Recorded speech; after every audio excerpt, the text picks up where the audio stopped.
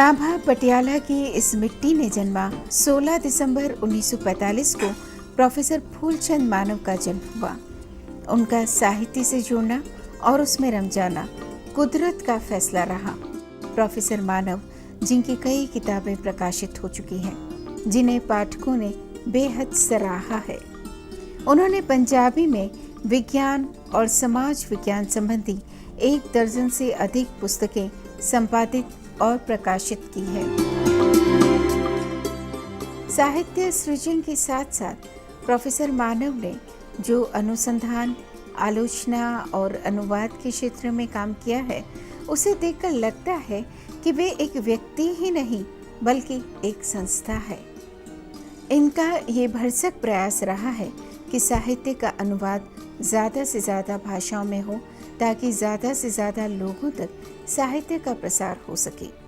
Professor मानव की साहित्य साधना निरंतर सम्मानित होती रही है।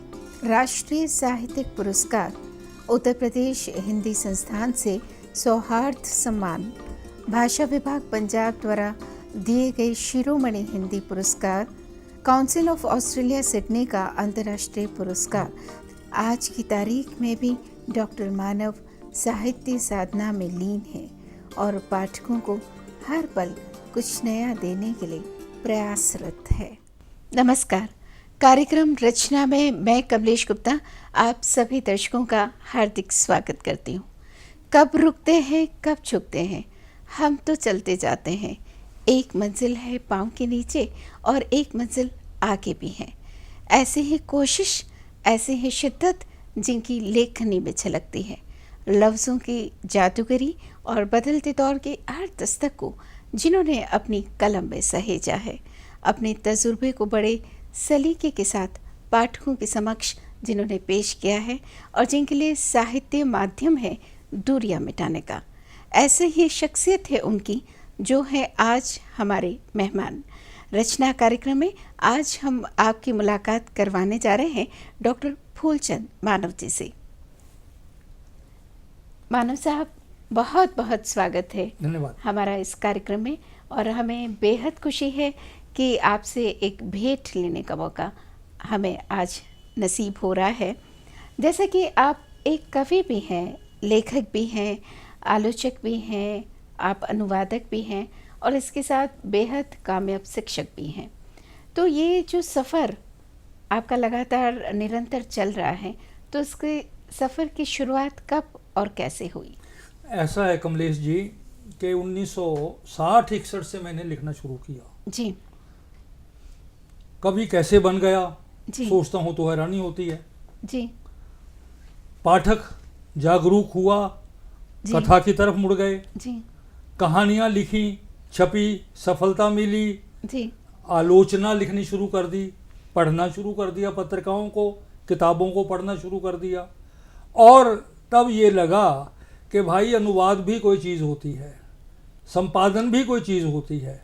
अनुवाद के क्षेत्र में, संपादन के क्षेत्र में जैसे जैसे अवसर मिलते गए, लेते गए, और जीवन के जितने भी रोल हमें मिलते हैं समय समय पर, उनको हम निभाने की चेष्टा में लगे। क्योंकि एक ही वक्त में इतनी सारी भूमिकाओं को निभाना कोई आसान नहीं होता, और जबकि हमें ये मालूम है कि ये आपको जो साहित्य और लेखनी है विरासत में नहीं मिला, तो जाहिर तौर पर जब आप इतनी कामयाबी के साथ आगे बढ़ रहे हैं तो बहुत सारी मुश्किलें और बहुत सारे संघर्ष का सामना भी आपको करना पड़ा होगा। करत करत अभ्यास के जड़मति होत सुजान। ये तो बात बिल्कुल सही व्यक्ति है। ठान ले और करने लग जाए तो उसके लिए कुछ भी मुश्किल नहीं होता, कभी मुश्किल नहीं होता। हमें आशावादी होना पड़ता है और कर्मठता को अपने अंदर बनाए रखते हुए हमें स्थितियों से जूझना पड़ता है। कोई भी बड़ा उद्देश्य पाने के लिए रास्ते में छोटी छोटी रुकावटें आया ही करती हैं जी। तो कभी एक तरह से, कभी दूसरी तरह से। हमने कभी ये नहीं सोचा कि हमें ये रोकने के लिए है।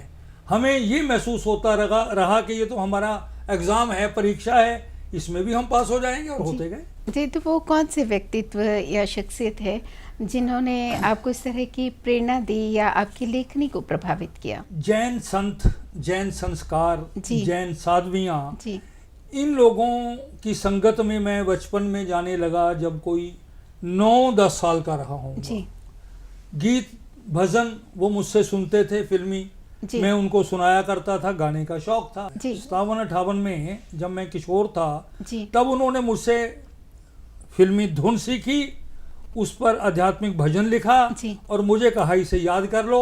बच्चा जी। याद करके शाम को उनके आध्यात्मिक सत्संग में गाने लगा और गाते गाते फूलचंद मानव को महसूस होने लगा कि वो तो नेता हो रहा है। एक मकबूल भावना मन में आ गई जी कि हमारे लिए तो अच्छा है कि हम किसी का मार्गदर्शन कर रहे हैं। जी जी। इस तरह से हमने अपना शुरू। तो आपका जो पहला कविता संग्रह वो कब छपा और किस तरह की प्रतिक्रिया थी पाठकों की भी और आपकी भी? 1961 से कविताएं मैं पत्रिकाओं में, अखबारों में छपवाता रहा। जी लेकिन 1977 में आकर मेरे को महसूस हुआ कि अब अपना संग्रह भी देना चाहिए। जी तो इस तरह के माहौल में मुझे बहुत अच्छे से मिले प्रकाशक, जी मैसेज पराग प्रकाशन दिल्ली। जी उनके यहाँ से मुख्य धारा के कवि छपते थे, उनकी कविताएं छपती थी। जी दिव्य रमेश, नंदन जी, कन्हैया लाल और जी। लोग। तो मेरी किताब पहले वहां से छपी, जी दूसरी किताब फिर मेरी एक गीत मौसम छपी, जी। तीसरी किताब मेरी कमजोर कठोर सपने छपी।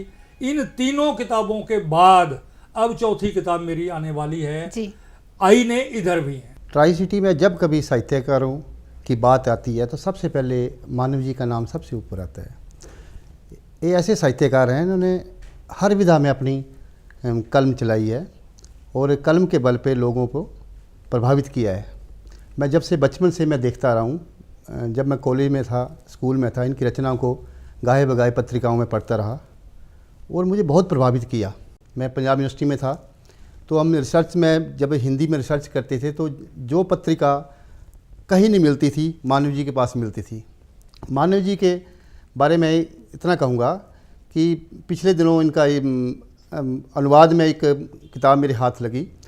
इस अनुवाद की किताब में जब मैं पढ़ने लगा, हालांकि मुझे पंजाबी कुछ शब्द नहीं आते थे अच्छी तरह से, लेकिन उस अनुवाद को देखकर मुझे ऐसा लगा कि ये अनुवाद नहीं है, मानव की ही लिखी सारी कहानियाँ जैसे लगती हैं इसमें, ऐसी लगी।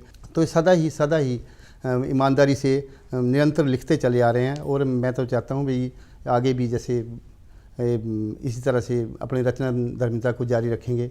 आपने काफ़ी सारे कहानी संग्रह लिखे हैं, तो उसमें कौन सा कहानी संग्रह आपका पसंदीदा है और वो किरदार आप कहाँ से चुनकर अपनी कहानी में ढाल देते हैं? मेरा कहानी संग्रह अंजीर आया।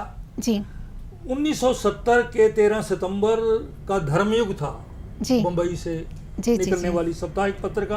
व्यक्ति के मन में जो एक उम्र है जी जिसको ये लोग टीन एज कहा करते हैं, उस उम्र की कहानी है अंजीर। जी बचपन के दोस्त एक दूसरे के प्रति आकर्षित रहते हैं, जी दूर दूर चले जाते हैं। जी। एक विकास करके उच्च अधिकारी बन जाता है, जी। दूसरा लोकल शहर में ही बेकरी पर काम कर रहा है, जी। फिर वो रिक्शा चलाने लग जाता है। जब वो रिक्शा चलाने लग जाता है तो अधिकारी बस स्टैंड से उतरता है और रिक्शा चालक आकर उसको कहता है कि बैठिए सर। जी वो हैरान होता है कि ये मुझे कैसे पहचानता है, मैं तो उसको जानता नहीं। जी बड़ा आदमी छोटे आदमी को पहचानने से नकारता है, जी बिल्कुल, ये छोटा सच्चाई आदमी है। बड़े को कभी भूलता नहीं। थे दोनों एक साथ एक ही कक्षा में पढ़ रहे थे। तो उस उम्र की जो मानसलता है उनको देखते हुए जैसे लोग कबूतर के साथ, खरगोश के साथ किसी के बॉडी की, शरीर की तुलना करते हैं, बिल्कुल। उस तरह से अंजीरों को नायिका के माध्यम से हमने दिखाया और जी। शायद इसीलिए इस कहानी को धर्मयुग में जगह मिली। मानव जी, आप स्तंभ लेखन भी काफ़ी समय से कर रहे हैं और कॉलम भी लिखते रहे हैं जानी मानी पत्रिकाओं में, तो हमारे दर्शक भी इस बारे में आपसे जानना चाहते हैं। मैं पहली बार 1998 में जी ऑस्ट्रेलिया गया, जी वहाँ से लौटकर कोई नोट्स लेकर आया। जी हमारे दोस्त श्री विजय सहगल दैनिक ट्रिब्यून के एडिटर थे। जी उनका फ़ोन आया कि मानव जी, यदि आप कोई नोट्स लाए हों और कुछ लिखें जी। तो किसी और को मत देना। जी उन्होंने मुझे कहा और उन्हीं नोट्स के आधार पर, फोटोग्राफ के आधार पर, योगेश्वर जी ने फोटोग्राफ किए थे वहाँ से, बहुत जी 1200 फोटोग्राफ लेकर आए थे वहाँ से। जी जी तो उनको लिखता गया, देता गया, लिखता गया, देता गया। जी। लगभग आधा साल 6 जी। महीने जी। और 26 हफ्ते तक वो मेरा कॉलम चला था, जो बाद में मोहाली से मेलबोर्न नाम से भारतीय ज्ञानपीठ से जी, पुस्तकाकार। काफ़ी प्रसिद्ध भी हुआ। तो इस कामयाबी के पीछे जाहिर सी बात है कि आपकी धर्मपत्नी का हाथ है, तो आप अपने परिवार और अपनी धर्मपत्नी के बारे में भी हमें बताएं। ये तो उसी तरह से है जैसे कि एक पत्नी की सफलता के पीछे किसी पति का हाथ हो। पति की सफलता में पत्नी का हाथ तो होना ही चाहिए और है भी। जी, पत्नी ना हो तो हम तो आधे अधूरे हैं। बिल्कुल। लेकिन ये जो साहित्य संसार है ये एक अलग मानसिकता मांगता है। जी, मेरा मन करता है रात को 2 बजे मैं कुछ सोच रहा हूँ बैठकर लिखूं, जी, और अगर मुझे कह दिया जाए कि लाइट बंद कर दो, उससे बुरा पल मेरे लिए कोई नहीं होगा। उसके अलावा बेटियां दोनों यहीं मैरिड हैं चंडीगढ़ में। जी, बबली बड़ी बेटी है, लेक्चरर है, जी। छोटी बेटी ममता है, डॉक्टर है, जी। और उनके पति सुखी हैं, 2 बच्चे दोनों के पास हैं। हाँ जी, हमारा बेटा योगेश मानव जी। और उनकी पत्नी हरमीत कौर ये ऑस्ट्रेलिया में हैं, सिडनी हैं, जी। और सिडनी से आते भी हैं यहाँ पर। हमें अक्सर वहाँ बुला लेते हैं। फूलचंद मानव जी, जैसा इनका नाम है वैसा ही इनका व्यक्तित्व है। फूल खुशबू, चंद शीतलता, मानव मानवता, ये तीनों गुणों का इनमें मिश्रण है। मैं जब भी ये कोई रचना करते हैं तो सबसे पहले मुझे पढ़ाते हैं। जब भी मैं इनकी कोई रचना पढ़ती हूँ तो मुझे लगता है ये व्यक्ति कितनी गहराई से, कितना डूब के लिखता है। और जब भी ये लिखते हैं तो अपने आसपास बिल्कुल भी उनको ये अच्छा नहीं लगता कि कोई भी शोर शराबा हो या कोई भी मेरे नज़दीक हो। जब कभी भी मैं किसी चीज़ की रचना करती हूँ तो सबसे पहले मैं मानव जी को दिखाती हूँ, लेकिन ये पढ़ते हैं उसको, 2 मिनट सोचते हैं, फिर गंभीर हो जाते हैं, फिर बताते हैं मेरे को कि यहाँ से तुमने ये ठीक नहीं लिखा, यहाँ से तुमने ये ठीक नहीं लिखा। तब मेरे को कभी कभी बहुत बुरा भी लगता है, क्योंकि मैं चाहती हूँ कि ये थोड़ी सी मेरी तारीफ भी कर दे। जो सक्रियता अभी तक आप में है, जो ऊर्जा है, तो उसके पीछे क्या कारण है, क्या राज की बात है? नियमित जीवन। जी, प्रातः 3 बजे उठता हूँ। वो साहित्य की वो कौन सी पसंदीदा विधा है जिसे आपको ज़्यादा लगाव है? साधना तो इस तरह से है कि जैसे व्यक्ति को आदत पड़ जाती है वो जी। उसी आसन में बैठना पसंद करता है। बिल्कुल। मेरे को विधाओं में कविता मेरी पहली और अंतिम विधा है। जी, तब भी मुझे कविता अच्छी लगती थी, आज भी मुझे। ये अलग बात है कि पहले मैं गीत लिखा करता था, फिर बीच में गज़ल लिखने लगा, अब मैं कविताएं करता हूँ। तो कविता, गीत या गज़ल कुछ भी हो, इनको लिखते हुए मुझे ये लगता है कि मैं अपनी शक्ल सामने वाले मॉनिटर पर देख रहा हूँ।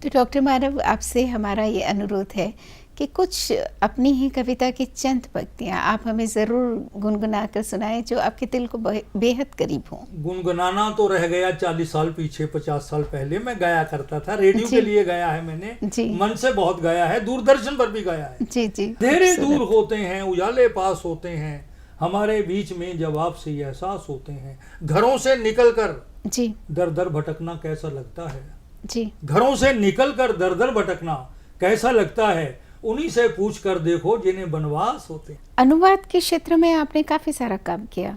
ख़ास तौर से आपकी कोशिश रही है कि पंजाबी साहित्य हर क्षेत्र के जो पाठक हैं, हर भाषा के पाठक हैं, उन तक पहुँचे। उसके बारे में आप ज़रा रोशनी डालेंगे? कमलेश, कीमत चुकानी पड़ती है हर चीज़ के लिए। जी मैं मौलिक लेखक था, मौलिक लेखक रहा, जी। मौलिक लेखक हूँ, लेकिन 18 लंबे साल जी अनुवाद को देकर जो मेरा अपना सर्जन और सृजन जी। स्थगित हुआ है, जी। उसकी कीमत कौन दे सकता है। बिल्कुल। उसकी शौकिया कीमत- तौर पर यह काम शुरू किया था कि पंजाबी के युवा लेखक लेखिकाओं को जी भारतीय स्तर पर बड़ी पत्रिकाओं में ले जाकर इंट्रोड्यूस करूं कि मेरी मातृभाषा की रचनाएं, कहानियां, कविताएं इस स्तर की हैं। जी हर बड़े लेखक ने मुझे अप्रोच किया कि मानव जी, हमारी भी एक कहानी धर्मयुग में छपवा दीजिए, हम सारिका में छपना चाहते हैं। जी हमारी तो हमने 2 ही कहानियां छपाई हैं, हमारी 4 कहानियां छपाओ।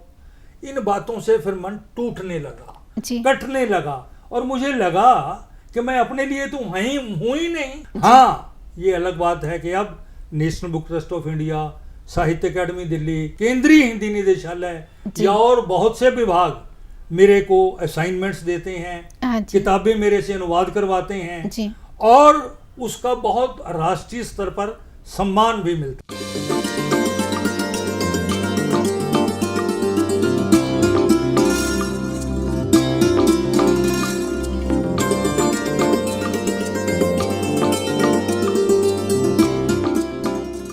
जी, तो वो अनुवाद करते हुए आप किस तरह से उस मौलिकता को उसी तरह से जिंदा रखते हैं या उसको उसी तरह से कायम रख पाते हैं? हमारे लेखक की आदत ये बनती जा रही है कि वो पढ़ता नहीं है।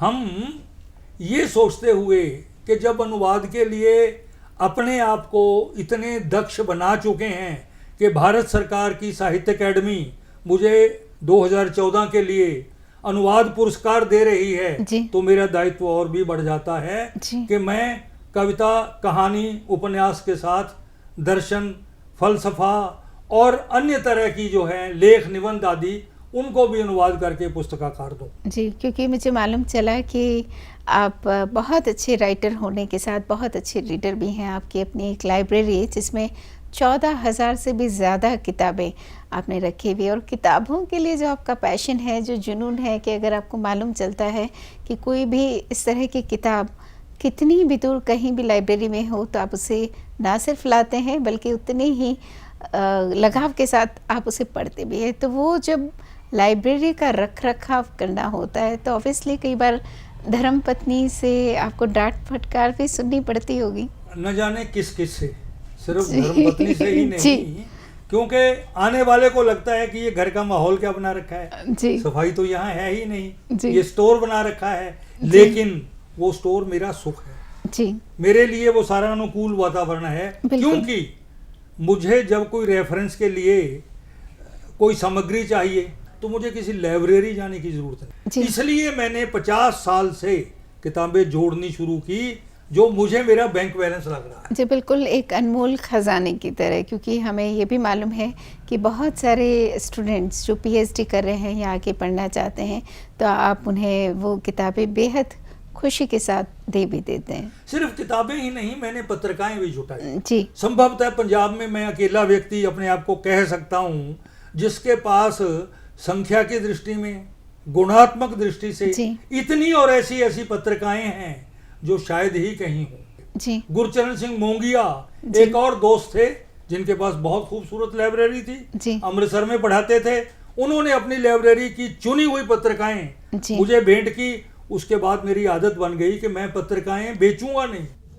श्री फूलचंद मानव जी की त्रिविधा को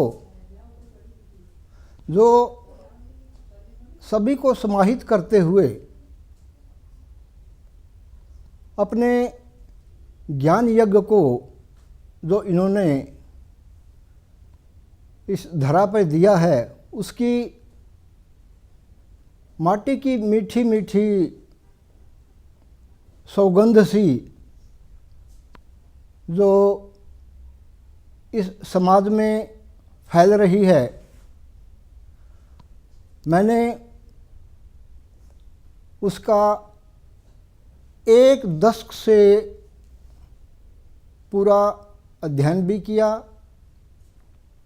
कई गोष्ठियों में, कई मंचों पर उनका संचालन, उनके बेबाक भाषण जब मैंने 1 दशक से सुने हैं, वो सारगर्भित और मन को छूने वाले लगे।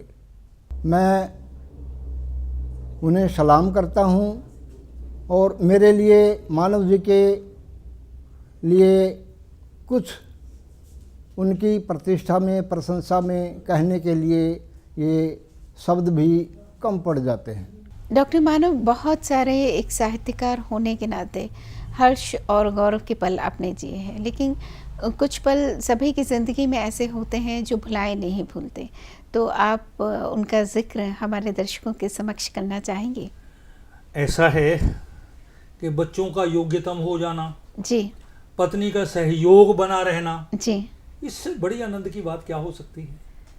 जी जहाँ तक लेखन की बात है, अपनी संतुष्टि के लिए हर कोई लिखता है। जी मैं कभी किसी होड़ में नहीं रहा, जी जी मैं कभी किसी दौड़ में नहीं रहा। जी अध्यापन करते हुए 30 साल लगाए। जी जी 30 साल में मेरा किसी से कोई मुकाबला नहीं था, जी लेकिन मुझे ये पता है कि मैंने अपने कीर्तिमान स्थापित किए हैं। ये सब देखते हुए कि भाई